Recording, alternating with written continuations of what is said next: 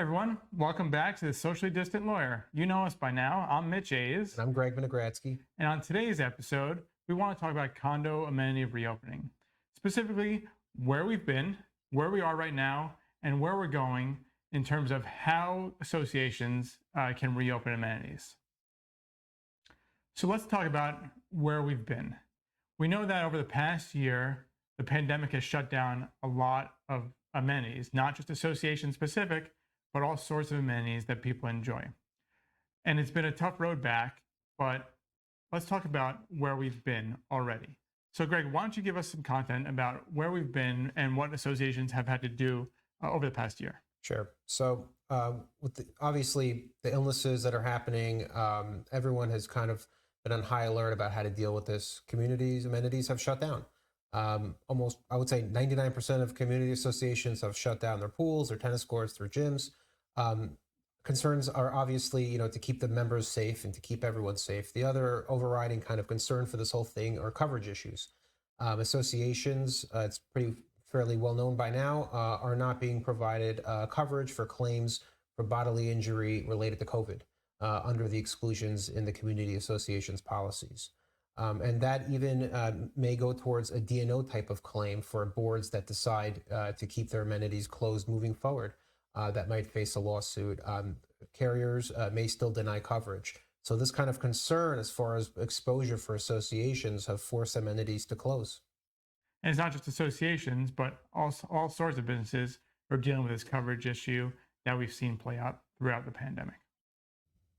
So we've talked about where we've been. Let's talk about where we are right now.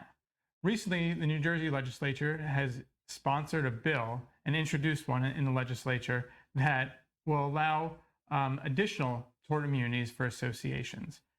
So we all already know that associations have the ability to have tort immunity if it's laid out in their bylaws, specifically as it relates to a personal injury action that occurs on association property. If it's laid out in the bylaws that specifically that they can absolve themselves of immunity except for gross negligence actions, then cases can be dismissed related to personal injury actions. So now, Greg, why don't you talk about that bill that was just recently introduced in the legislature and how it affects the tort immunity that we're talking about for amenities. Right. So this proposed legislation kind of mirrors that prior already approved legislation that permits tort immunity for community associations.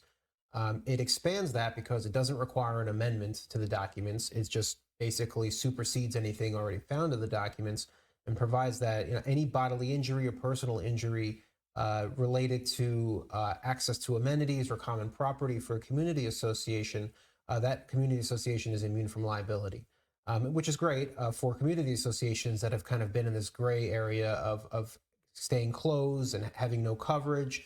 This kind of provides some clarity for their potential exposure that they face. There's still obviously an issue as far as gross negligence claims and what constitutes gross negligence in the context of complying with executive orders and COVID restrictions. That's really unsettled. So you're still likely to get claims, and whether those get dismissed early or have to go through the discovery process is still going to be an issue for associations, because they're not likely to have coverage or a defense attorney that can provide actual defense that the carrier will cover. So that will come out of the association's pocketbook just to defend that claim. So it is still a gray area. It is still tricky, even if the association ultimately sees that that legislation gets approved. But we're going to have to kind of see how that flushes out in the courts. We've talked about where we've been. We've talked about where we are. Now let's talk about where we're going. How do we safely reopen amenities? How do the associations safely do that regarding all the mandates that are out there provided by local and state governments? Greg, what do you think we should do? What kind of advice would we give to the reopening process? Right. So, if a community association decides, it's time to reopen, we want to, get pools filled again, and we want tennis courts to be active, and we want the membership to enjoy the community amenities that they paid for. There's going to be a lot of restrictions still in place, and a lot of things that boards have to deal with and consider, knowing the overarching potential exposure that they face either way, whether they decide to open or close. The biggest one, obviously, at this point is going to be vaccine mandates. Does the board have authority to mandate residents and owners to get a COVID vaccine in order to access the property?